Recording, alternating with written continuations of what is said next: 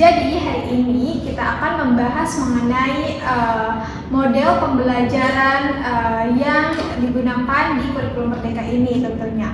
Nah, di sini saya sudah bersama 3 narasumber yang sangat luar biasa tentunya. Untuk itu kita kenalan dulu kali ya. Boleh kenalan dulu. Halo Kakak, apa kabar ini? Halo.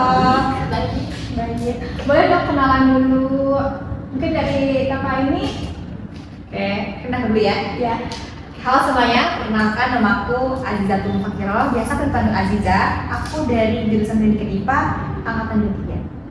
Halo guys, selamat sore. Perkenalkan nama aku Elisa, biasa dipanggil Elis. Aku dari Pendidikan IPA angkatan 2023. Halo, nama saya Ina Rusdiana, biasa dipanggil Ina dari Pendidikan IPA angkatan 2023. Selamat kenal semuanya. Oke, sekarang udah kenalan nih dengan Kak Aziza, Kak Elis, dan juga Kak Ina. Oke, boleh diceritain kesibukannya hari ini atau sebelum hari ini? Apa aja? Sangat sibuk. Boleh diceritain. Siapa dulu ya? Kalian dulu ya? Boleh, kamu dulu. Siapa aja terserah ya. Aku lagi sibuk-sibuknya sih sekarang. Sekarang tuh kita lagi bikin project buat kayak video lah, podcast kayak gini. Iya. Terus juga mungkin lagi ngerjain tugas-tugas yang lain ya. Jadi ada hektik gitu loh minggu ini. Sama sih ya, saya juga lagi hektik-hektiknya tugas. Apalagi sekarang tuh emang lagi minggu-minggunya UAS gitu, banyak project-project yang harus dikerjain. Udah sih. Iya, saya juga sama ya, UAS gitu sibuknya. Karena UAS ini kebanyakan kayak project gitu, jadi banyak, apalagi saya ya PP gitu ya, pulang pergi gitu. Kadang cuaca kayak gini ya, cuaca lagi mendung. Kadang kalau yang PP tuh susah gitu, harus sibuk. Kalau lagi malam, Jadi nggak tidur kan kita? ya gitu. Kita nikmati aja lah ya apa yang sedang kita jalani sekarang ini.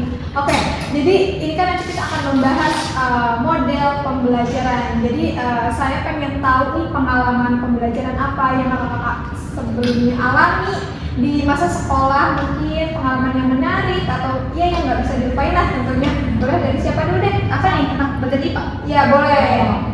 Boleh. Dulu? Saya dulu? Oke, aku nih ya. Dulu tuh aku apa namanya? Pembelajaran di sekolahku tuh yang paling berkesan sih tentang praktikum sederhana yang guru tuh nyuruh aku bukan aku sih, satu kelas kita tuh cuman bikin suatu ekosistem dalam toples itu toples kayak wafer gitu-gitu yang transparan lah ya, tahu kan? Nah, di situ kita nanti disuruh membandingin antara toples A sama B. Nah, toples A ini kayak dalamnya tuh terdapat kayak ekosistem kecil, ada air, tanah, hewan, tumbuhan kecil yang tumbuhan yang bisa berfotosintesis lah ya. Terus juga apa lagi? Batu-batu kecil. Nah, sedangkan toples B itu dikurangin elemennya, kayak dia dikurangin dari tumbuhannya sama dari airnya. Nah, dari 2 toples tersebut ada hewannya juga, hewan yang bisa kayak apa namanya, hewan kecil kayak semut lah atau yang serangga gitu kan. Nah, terus nanti kita bandingin nih kalau misalkan dalam beberapa hari itu hewan ini nih dia masih hidup atau enggak gitu kan. Nah, tapi toplesnya dari 2 toples itu nanti mereka tutup secara rapat, jadi nggak ada oksigen tuh yang masuk kan ya. Nah, dari pengamatan kita ternyata didapatkan tuh yang A nih hewannya tetap hidup, sedangkan yang B itu mati. Dan kita tuh nanti kata guru itu kenapa hal tersebut bisa terjadi gitu kan. Nah, ternyata dari analisis kita nih masih sama-sama kita belajar dan masih bareng-bareng sama gurunya, dan ternyata dihasilkan tuh dalam toples A dia hewan yang tetap hidup karena dalam toples itu ada tumbuhan yang ngasilin oksigen. Nah, dan juga bisa memutar karbon dioksida sehingga tetap terdapat oksigen meski toples itu ditutup. Dan juga di dalam toples ini ada sumber makanan juga air ya yang mendukung si hewan tetap hidup gitu. Nah, sedangkan toples B ini dia nggak ada apapun, maksudnya maksudnya nggak ada kebun tuh nggak ada tumbuhan sama nggak ada air juga makanan, makanya si hewan ini nggak bisa nafas dan juga nggak bisa makan.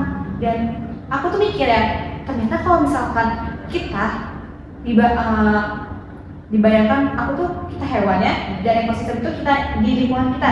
Kalau misalkan nggak ada makanan, nggak ada minuman, nggak ada tumbuhan, kita bakal mati loh gitu. Iya. Dan mungkin itu yang bikin aku paham tentang materi ekosistem.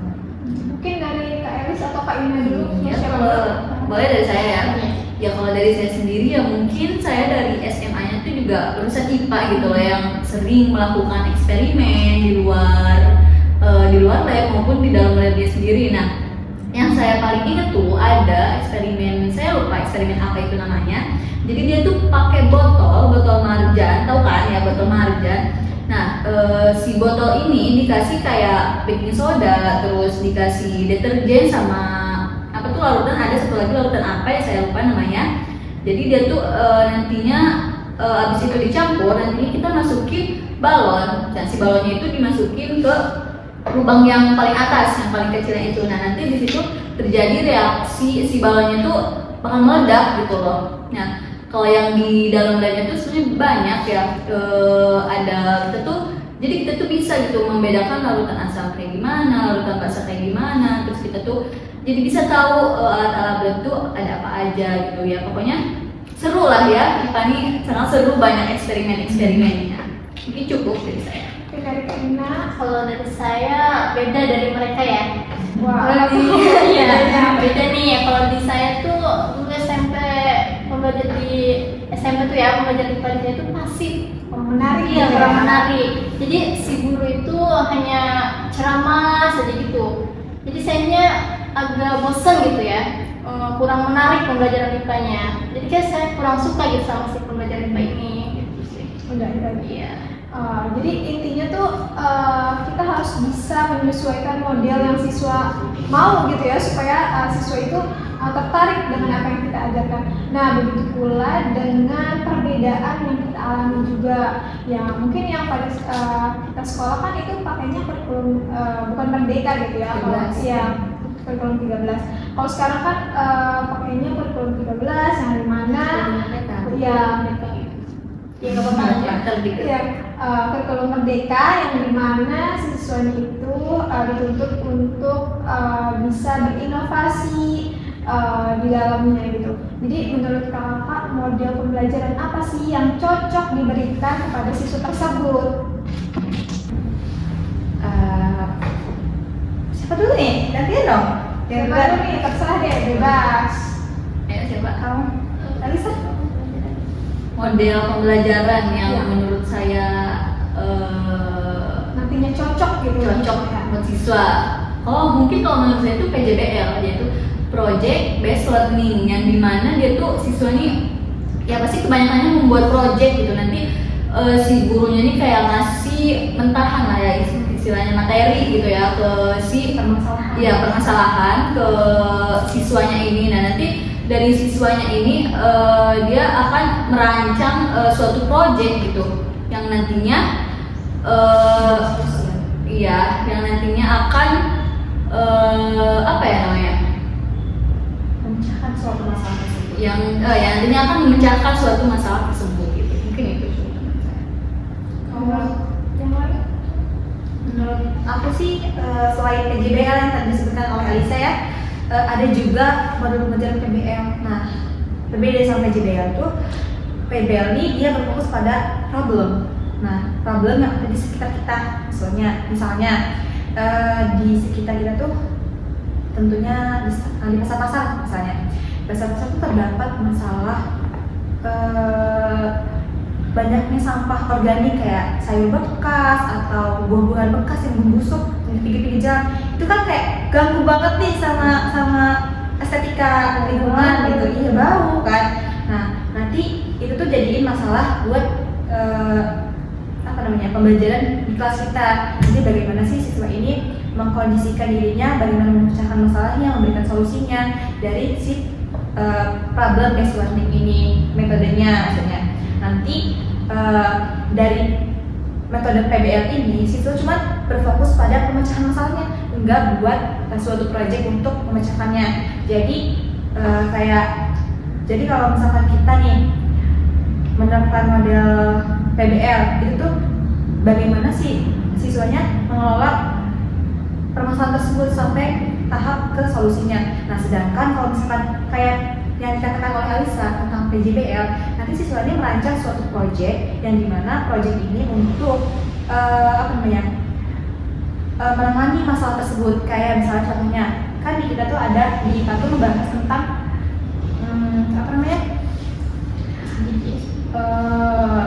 SDGs salah satunya.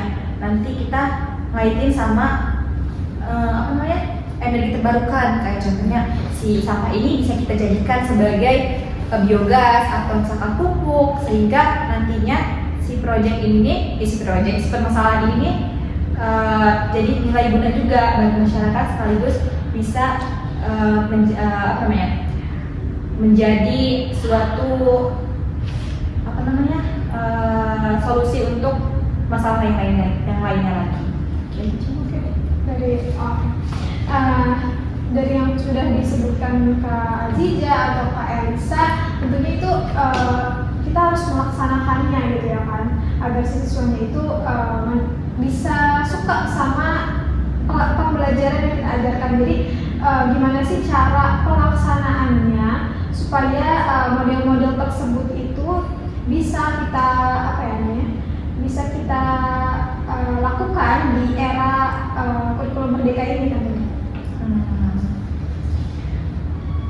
Cara pelaksanaan sih kita kayak awal-awal tuh kita cuman mungkin ya kita ngasih suatu case studi untuk dipecahkan oleh para siswa. Nah, awal tuh kita buat siswa ini secara berkelompok.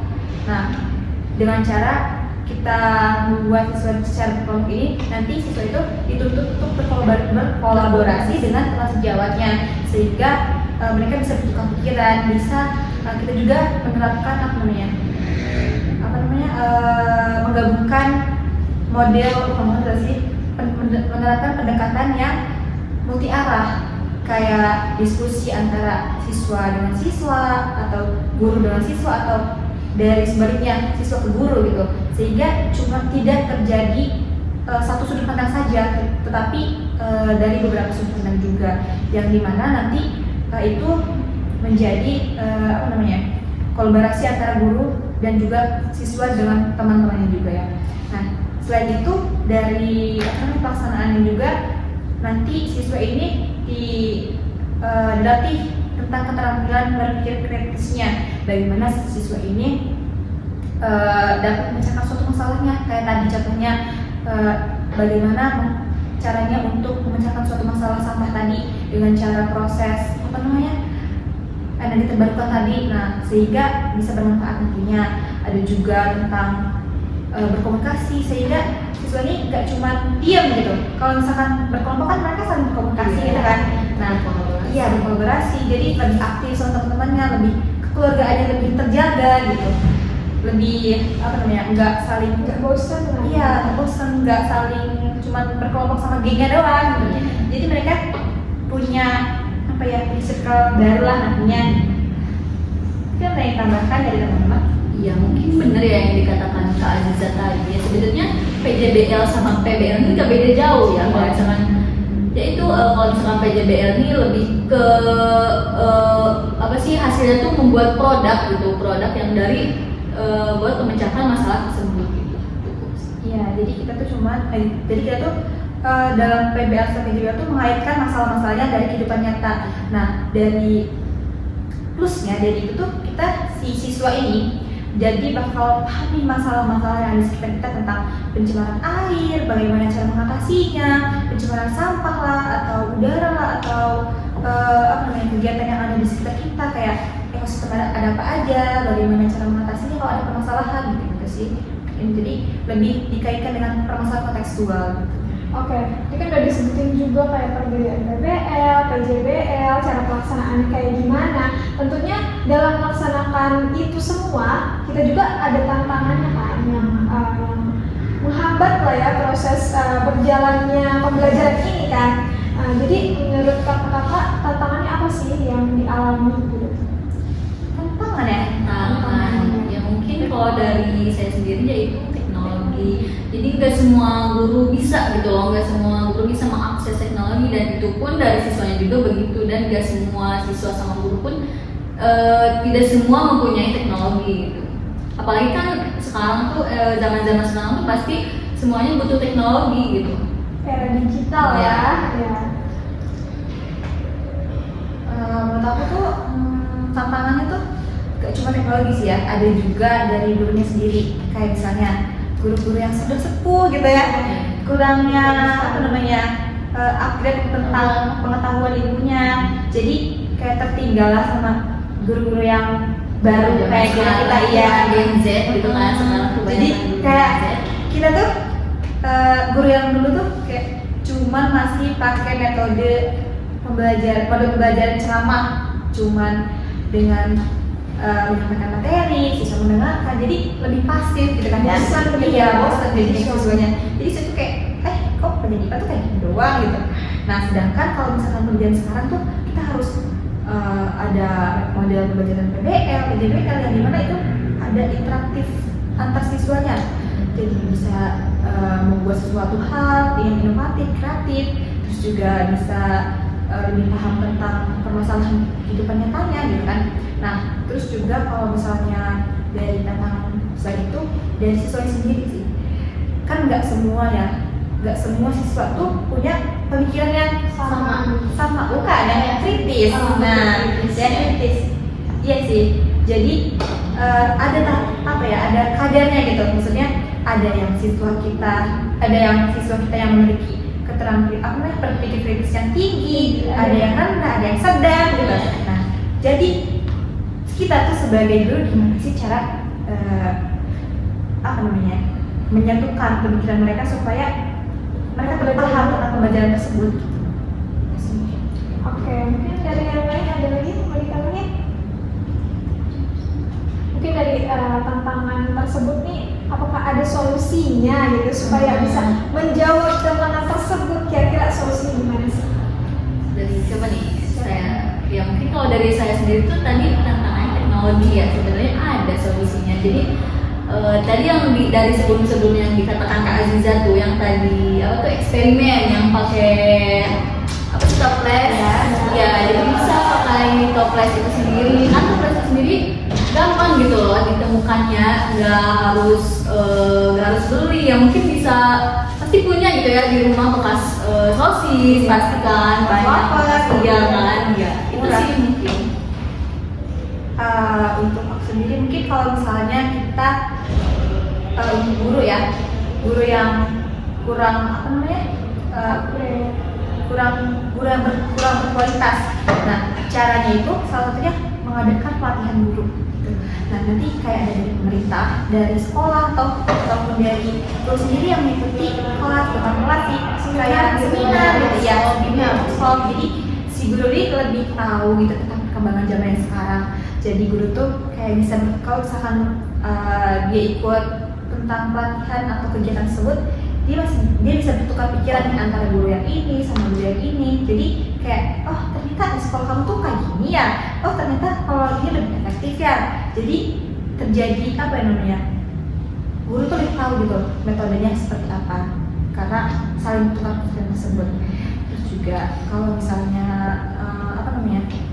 untuk berpikir kritis pada siswa tuh kita bisa terus mancing siswanya juga dengan ketertarikan dia. Misalkan kayak kalau masalah itu kayak gini loh, jadi kita tuh harus ngasih pematik ke mereka supaya rasa ingin tahu mereka tuh lebih tinggi gitu. Iya, jadi mereka lebih pengen tahu tentang hal tersebut, lebih aktif jadinya di kelas kayak gitu.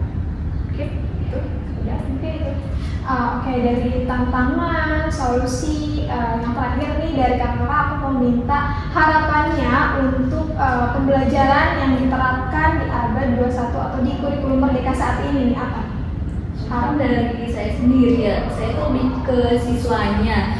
Mungkin dari harapannya tuh siswanya lebih partisipasinya tuh lebih aktif lagi gitu dalam proses pembelajaran, terus lebih berpikir kritis lagi, terus lebih kayak apalagi anak-anak zaman sekarang tuh pasti kayak males gak sih, males aja pak. Gadget ya. Iya, adanya Bahwa gitu bener-bener benar tantangan itu banget sih. sih. Itu sih harapan saya, semoga siswanya lebih partisipasinya tuh lebih aktif, ya. Terus kolaborasi bersama temannya juga kayak lebih ditingkatkan lagi gitu. Iya, kalau saya itu harapannya ya sekolah itu dapat memberikan lebih banyak ruang buat siswa supaya siswa ini bisa mengembangkan potensi mereka sesuai dengan minat dan bakat mereka. Mas apa sih dengan kayak menciptakan gitu ya pembelajaran yang inklusif, fleksibel gitu loh, sesuai dengan kebutuhan zaman gitu ya.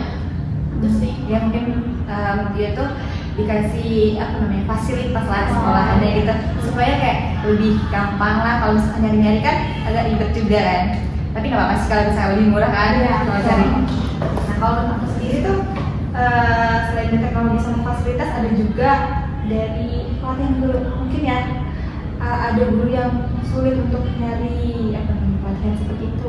Nah mungkin semoga nanti di tahun berikutnya atau di waktu yang akan datang pelatihan untuk guru tuh lebih banyak sehingga guru tuh gak ketinggalan zaman gitu. Kasian kan kalau misalkan kita ngelihat guru-guru yang bersepuh, guru-guru kita yang udah lama ngajar tapi tetap ketinggalan zaman gitu, sehingga perkembangannya tuh kurang dari mereka sehingga tujuan dari pembelajaran atau tujuannya kurikulum merdeka ini tercapai gitu jadinya. Sayang. Iya sayang banget kan. Jadi mungkin untuk pelatihan guru ini sangat penting buat guru sehingga terjadinya apa namanya saling bertukar pikiran antara guru yang lain sama yang guru yang ini bisa terjalin gitu. Ya mungkin semoga segera tercapai ya harapan yang sudah kita sebutkan tadi. Oke, jadi dari diskusi kita kali ini dapat disimpulkan bahwa kita tuh harus sesuai memilih model pembelajaran agar si siswa itu tertarik dengan pembelajarannya. Mungkin hanya itu saja kita sore hari ini. Oke, sampai jumpa di podcast selanjutnya. Bye.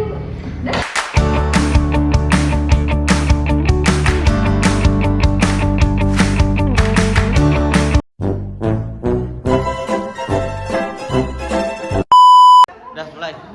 Tadi saya ketiga kan? Ayo masih ngobrol.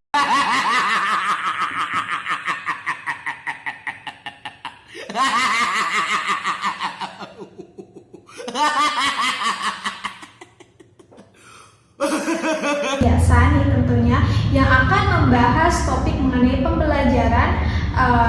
pembelajaran di abad 21 dan kurikulum merdeka nih. Kita kenalan dulu yuk. Iya model pembelajaran. Iya. Saya Selamat datang di podcast EduTalk bersama saya Vika Amalia dari Pendidikan IPA Untirta. Nah, kali ini saya berserta 3 narasumber.